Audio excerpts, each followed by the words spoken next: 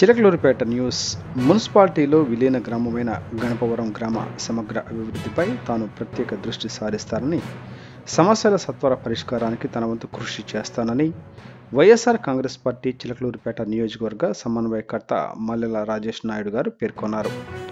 గణపవరంలో ward కౌన్సిలర్లు, YSR Congress party ఇన్ఛార్జీలు, ముఖ్య నాయకులతో మల్లెల రాజేష్ నాయుడు గారు మంగళవారం రాత్రి సమావేశమయ్యారు.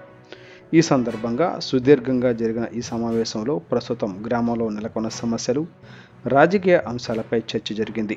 పలు విషయాలపై కూలంకుషంగా చర్చించిన రాజేష్ నాయుడు గారు అన్ని విధాలుగా అండగా ఉంటానని, గ్రామంలో వైఎస్ఆర్ కాంగ్రెస్ పార్టీ రానున్న ఎన్నికలలో గతం కన్నా భారీ మెజారిటీ సాధించే దిశగా ప్రతి నాయకుడు, కార్యకర్త కృషి చేయాలని పిలుపునిచ్చారు.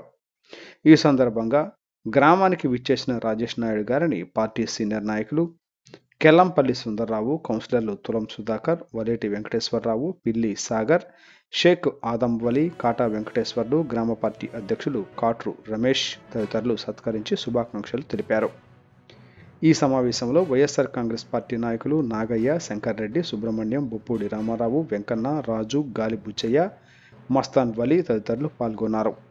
Today TV reporter R Rajeswara Rao.